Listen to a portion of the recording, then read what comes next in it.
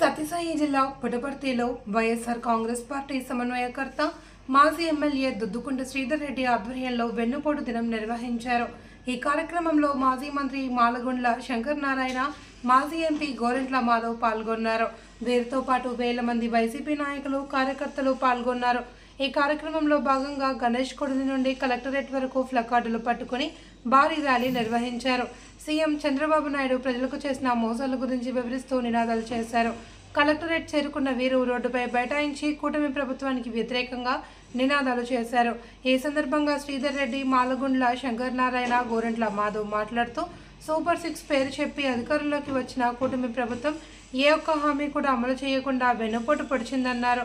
స్వర్గీయ నందమూరి తారక రామారావుకే చంద్రబాబు వెన్నుపోటు పొడిచాడని, ప్రజలకు పడవడం ఒక పెద్ద విషయమా అంటూ ఎద్దేవా చేశారు.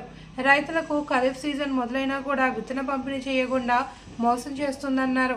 అమ్మ ఒడి, రైతు భరోసా, వైఎస్ఆర్ చేయూత, నాడు నేడు వంటి పథకాలను పూర్తిగా తీసివేసి ప్రజలకు తీవ్రమైన అన్యాయం చేస్తున్నారని అన్నారు. రానున్న 2029లో వైఎస్ జగన్మోహన్ రెడ్డి మళ్లీ సీఎం కావడం, వైఎస్ కాంగ్రెస్ పార్టీ జెండా ఎగరడం ఖాయమని పేర్కొన్నారు.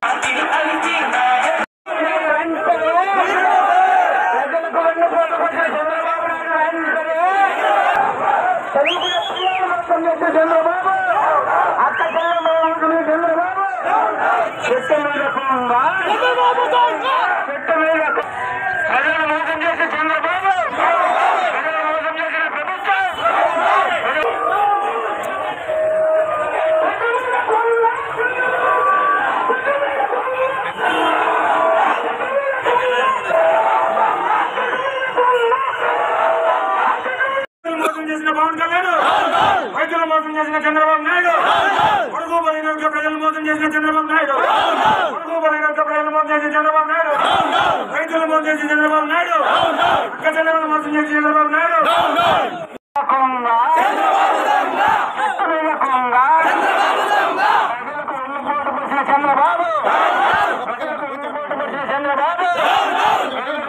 అనేకమైన ఉచిత హామీలు ఇచ్చి రాష్ట్ర ప్రజలకు అధికారంలోకి వస్తూనే అన్ని హామీలను అమలు చేస్తానని చెప్పి చంద్రబాబు నాయుడు గారు అధికారంలోకి వచ్చి సంవత్సరం రోజులు కావస్తూ ఉంది. ఎగ్జాక్ట్ ఈరోజు జూన్ 4, 2025 సంవత్సరం కౌంటింగ్ పూర్తయి ఇప్పటికే చంద్రబాబు నాయుడు గారు సంవత్సరం రోజుల కిందట పండగలు చేసుకుంటూ ఉన్నారు. చంద్రబాబు నాయుడు గారు, పవన్ కళ్యాణ్ గారు, మీరు దయచేసి రాష్ట్ర ప్రజలారా గమనించండి. ఈరోజు చంద్రబాబు నాయుడు అధికారంలోకి వచ్చే క్రమంలో అనేకమైన అబద్ధ హామీలు చెప్పి అక్క చెల్లెమ్మలకు 1,500 రూపాయలు నెల 18 ఏళ్ళు నిండినటువంటి ప్రతి అక్కకు చెల్లెమ్మకు సాయం చేస్తానని మాట ఇచ్చి వాళ్ళను పక్కన పెట్టాడు. బీసీ కులస్తులకు, ఎస్సీ కులస్తులకు, ఎస్టీ కులస్తులకు, అదేవిధంగా మైనారిటీలకు కూడా 50 సంవత్సరాలకే పెన్షన్లు ఇస్తానని మోసం చేయడం జరిగింది. చిన్నపిల్లలకైతే ప్రతి సందర్భంలో ఎక్కడ పిల్లలు కనపడినా నీకు 15,000, నీకు 15,000, నీకు 15,000 అని చెప్పి తెలుగుదేశం లీడర్లందరూ ప్రతి ఇంటి దగ్గరికి వెళ్ళినప్పుడు విద్యార్థులను, చిన్న పిల్లలను కూడా మోసం చేసినటువంటి ప్రభుత్వం ఈరోజు ఎంత పెద్ద ఎత్తున మోసం చేస్తుందంటే, ప్రతి అక్క చెల్లెమ్మ దగ్గరికి పోయినప్పుడు కూడా మాట చెప్పారు, అక్క మీకు అందరికీ ఉచితంగా బస్సు, మీరు తిరుపతికి పోవాలంటే బస్సు, వైజాగ్ పోవాలంటే బస్సు, శ్రీశైలం పోవాలంటే బస్సు, అన్నవరానికి పోవాలంటే ఫ్రీ బస్సు అని చెప్పి ఇంత పెద్ద ఎత్తున మోసం చేసి ఓట్లు వేయించుకున్న తర్వాత, మరీ ముఖ్యంగా ఈ ఆంధ్ర రాష్ట్రంలో పూర్తిగా వ్యవసాయం మీద ఆధారపడి జీవించే ఎన్నో రైతు కుటుంబాలను 20,000 రైతు భరోసా కింద ఇస్తానని చెప్పి చంద్రబాబు నాయుడు గారు దాన్ని కూడా పూర్తిగా ఎత్తిపెట్టి ఇప్పటికీ 2 సీజన్లు వెళ్ళిపోయినాయి. ఒక ఖరీఫ్ సీజన్ వెళ్ళిపోయింది, ఒక రబీ సీజన్ వెళ్ళిపోయింది, మళ్ళా ఇప్పుడు ఖరీఫ్ సీజన్ మొదలవుతా ఉంది. ఇప్పటికి కూడా 20,000 గురించి మాట ఎత్తనటువంటి చంద్రబాబు నాయుడు దయచేసి ఒక్కసారి రాష్ట్ర ప్రజలకు మీరు ఇచ్చినటువంటి వాగ్దానాలను, మళ్ళా మీరు ప్రవేశపెట్టినటువంటి మేనిఫెస్టోను మీరు ప్రక్షాళన చేసుకోండి. రాష్ట్ర ప్రజలకు ఇచ్చిన వాగ్దానాలను నిలబెట్టండి. ఎందుకంటే ఈరోజు ఇదే రాష్ట్రం నుంచి, ముఖ్యంగా రాయలసీమ ప్రాంతం నుంచి వేలాది రైతు కుటుంబాలు వలసలు పోతున్నాయి అంటే వాళ్లకు పెట్టుబడి సాయం కింద డబ్బులు అందనటువంటి పరిస్థితులలో, దిక్కుదోచనటువంటి పరిస్థితులలో రైతు కుటుంబాలన్నీ వలసలు పోతున్నాయి.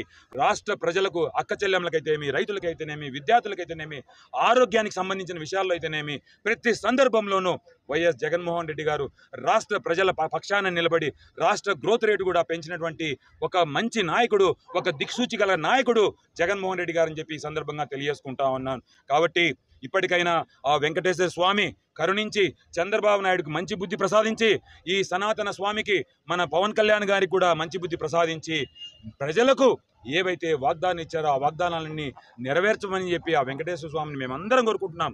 మరి ఈ రాష్ట్రంలో ఎవరైతే పేద ప్రజలు, ఎవరైతే మహిళలు, ఎవరైతే రైతులు, ఎవరైతే ఎస్సీ ఎస్టీ బీసీ మైనారిటీలు, అణగారిన వర్గాలు, పేద ప్రజలు ఉన్నారో వాళ్ళందరికీ ఆయన ఇచ్చిన హామీలన్నీ కూడా ఈరోజు గుర్తున్నాయి. మరి వాటన్నిటిని కూడా ఈరోజు నెరవేర్చమని గత సంవత్సర కాలం నుంచి కూడా ప్రజానీకం అందరూ కూడా ముక్తకంఠంతో ఏకకంఠంతో ఈ ప్రభుత్వాన్ని ఎక్కడికక్కడ స్థానికంగా ఉన్నటువంటి ఎమ్మెల్యేలను మంత్రులను నిలదీస్తున్నారు. ఈరోజు ఈ ప్రభుత్వం వేరుశనగ విత్తనాలు బాయ, తల్లికి వందనం బాయ, రైతు భరోసా బాయ, పెట్టుబడి సాయం బాయ, పండించిన పంటలకు మద్దతు ధర బాయ, మొత్తం అన్ని బాయ, ఒక్క హామీ కూడా నెరవేర్చలే. మరి ఈరోజు మరలా నేను సంపద సృష్టిస్తా, హామీలు నెరవేర్స్తా అని ఒక అబద్ధ హామీ చెప్తున్నాడు. మరి ఈరోజు మరలా 12వ తారీఖు తల్లికి వందనం ఇస్తానంటున్నాడు. ఇప్పటి వరకు కూడా దానికి సంబంధించిన డాటా కానీ వాటికి సంబంధించిన లబ్ధిదారులు కానీ ఇంతవరకు ఎంపిక జరగలే. అవి కూడా కంతుల వాయిదాల ప్రకారం ఇస్తానంటున్నాడు. మరి రైతు భరోసా లబ్ధిదారులను ఎంపిక చేయాలా? మరి ఉచిత బస్సు అంటున్నారు, ఉచిత బస్సుకు సంబంధించిన విధి విధానాలు లేవు. మరి ఇప్పటికే ఉచిత గ్యాస్ 3 సిలిండర్లు ఇస్తానని చెప్పాడు. ఎవరికి ఇస్తున్నాడో ఎవరికి తెలియలే. మహిళలు వాళ్ళ ఇంట్ల దగ్గరికి వెళ్తే మీరు వెళ్ళండి ఎక్కడికైనా ఈ రాష్ట్రంలో, వాళ్ళు చర్చించుకుంటున్నారు. ఏమక్కా మీకు ఉచిత గ్యాస్ వచ్చిందా, ఏమక్కా మీకు ఉచిత గ్యాస్ వచ్చింది, ఎవరు కూడా మాకు రాలే అంటున్నారు. మరి ఇటువంటి సందర్భంలో ఈ రాష్ట్ర ప్రజానీకం తరఫున ఈ ప్రభుత్వం కళ్ళు తెరిపించాలని, గన్నుపోటుతో లీడర్లను సర్వనాశనం చేయాలని ప్రయత్నం చేస్తున్న సంగతిని కూడా ఈ రాష్ట్ర ప్రజలు గమనిస్తున్నారు. అదే కాకుండా